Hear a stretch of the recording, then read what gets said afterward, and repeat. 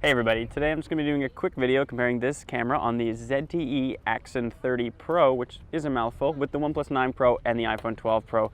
There's a lot of hype around this camera and it's surprisingly good from my time with it so far, so we're just going to let the photos speak for themselves and check it out.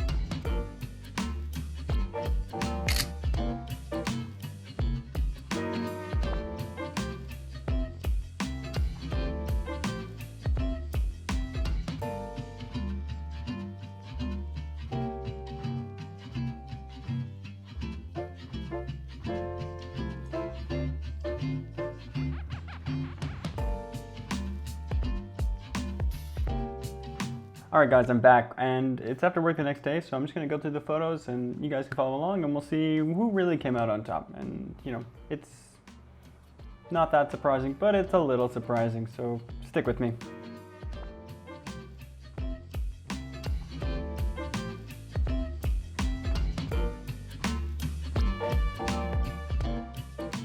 So in the first batch of photos, let's start with a photo from the OnePlus 9 Pro, and it's not that bad. I mean, at first glance, it's pretty good, but if you look at the rocks closely, if you have it blown up and the water, it's really noisy, way noisier than I would have expected and way noisier than the other photos. So that's a point against it. I think also with the white balance, it's not bad. It's actually pretty good, but the time of day I was shooting at was just at sunset, as you can kind of tell from the rest of the video. And you know, the lights are a lot harsher orange here in real life than they were in this photo, which makes it appear white, which I guess is a good auto white balance, maybe, but it's not quite faithful. Next up though is the ZTE phone, which surprisingly comes out on top, I think. I mean, we haven't seen the iPhone picture yet, but like, this looks really great. The rocks are like the appropriate amount of smoothness, the plants coming up through them look really sharp, the sticks on the side are really good. It just, you know, it doesn't over sharpen things. It gives them kind of a natural look. Maybe it's a little too soft for some, but I think I'm down with it. And the color balance of it is a lot better. You know, the shadows are dark, but the orangeness from the bright lights is still kind of in the middle of the frame highlighted. And the water looks nice. It doesn't look overly sharp like the OnePlus. And the last photo, the iPhone 12 Pro. So this one is an interesting case of white balance. The rocks are very blue, but the sort of statues in the horizon there are very well lit, really orange. It kind of pops the most, which I think is the most fun to look at. But I think when I go back to it, the ZTE one is a bit better.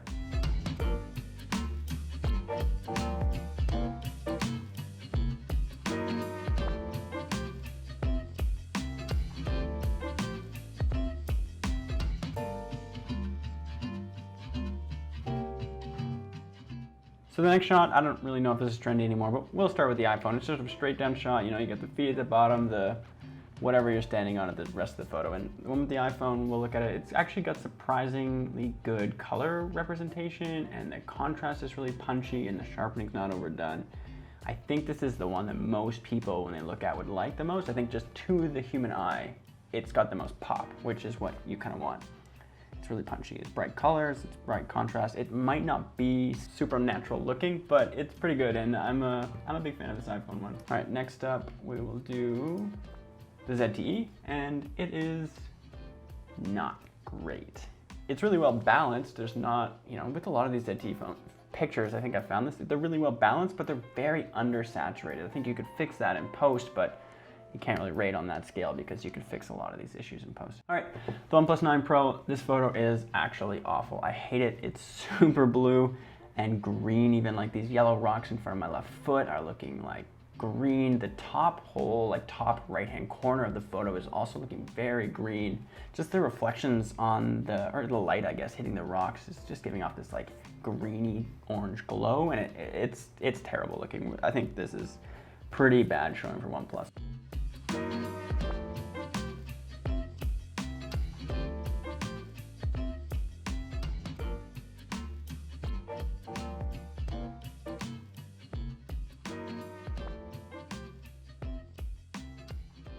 The biggest issue with this OnePlus version is that in the hill, you see a lot of detail lost in like the trees and the foliage. Like on the left-hand side of that path in particular, really, really mushy, and that's not the greatest. That said, the colors are really solid, and for the lighting of that day and how like the sun was going down and how, you know, it wasn't very blue, it was more orange, it's kind of darker. I think this represents it really well. So I'm a kind of a fan of this OnePlus shot, to be honest. Then in the middle, as always, we've got the ZTE Axon 30 Ultra 5G. What a mouthful. Same problem though, the foliage on the hill, really mushy until you can see where the leaves are cut out with the sky, but that stuff with, you know, hill in the background, that left side of the path, just gone. The color balance isn't super bad with this one either, but the sky got like weirdly gray, so I'm not a big fan of that, and I haven't tried to pull it out in post or anything, but I'm skeptical as to how well that would edit back. So, not a great photo from ZTE. Plus, the plants in the front are very pink, and that's not right. And the final photo is this iPhone photo, iPhone 12 Pro, but it is super blue and green, which is punchy, like the last photo. The iPhone is very punchy. Is it an accurate representation of where I was and when I took the photo? No, not at all. This looks like 12 noon, not like, I think it was like 8:30 at night. So, you know, it's tough, it's pretty sharp. I think the hill actually stood up a little better in the iPhone photos, but overall it's a little too blue, and I think if I had to pick one that I like the most from this group, it's definitely gonna be the OnePlus 9 Pro.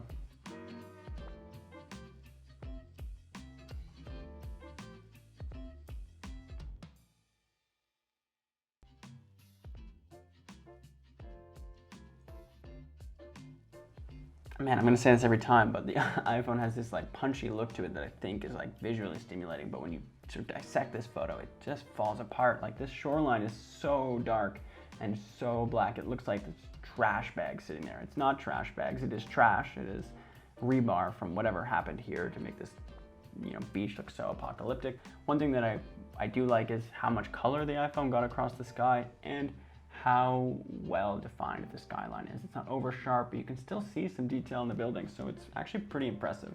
The ZTE, on the other hand, surprising no one, is undersaturated, but it did actually catch a lot of detail in the shadows. I hate saying this, but with an edit, you could totally pull that up, and it would actually be really good. That's kind of like, it's almost like shooting in RAW with having this like desaturated photos, which is not what you want coming out of a camera, but like for someone who shoots a lot, I guess it's like, you see the potential maybe. There's also some detail in the skyline, but I just feel like the buildings are a little too sharp around the edges. Like the tip of the CN Tower just sort of seems like it was sort of cut out and pasted there. It's not looking very natural. And then finally, the OnePlus 9, I think it has the best balance between like shadows and highlights, or maybe it's just because this one has a bit of a wider field of view, so it seemed to take it a bit back from the iPhone. But I like how it made the skyline very dark. It made the shadows very dark. It captured a lot of the stuff in the sky, plus this like seagull flying around pretty epically. And you know, it has like the sun on the left-hand side. I think that wider field of view honestly helped it here more than its like actual photography chops, but you know, not a bad photo. And if I had to choose one of these that I would be like taking away to put on my Instagram, it's probably this one from OnePlus.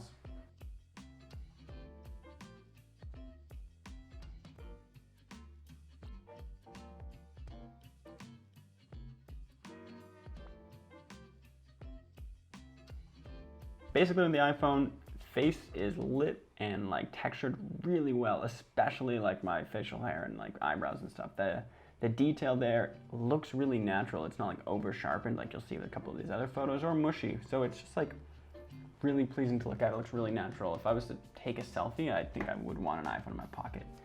The only problem with this one, I would say, is that the background seems a little blue. Like I said, it should be maybe more orange like it is. Like on the left-hand side, it's very blue. On the right-hand side, it's got a little more orange in it, but I think there should be more orange overall. And yeah, that's my only gripe with the iPhone, is it seems to be having some struggles with this like heavy sunset white balance. The ZTE is not that bad either in terms of like undersaturated photos. It is undersaturated, but it might be the best we've seen from ZTE this entire time. The hat, you can really see the undersaturation in the red there compared to the iPhone. But what really gets me is just how mushy my like mustache and beard is. It looks awful, and it's part of the reason that I shaved after this. Yeah, that's all I really have to say about that. I mean, the selfies kind of speak for themselves. You can see it. It's not a bad picture. My skin is fine, but that facial hair is rough.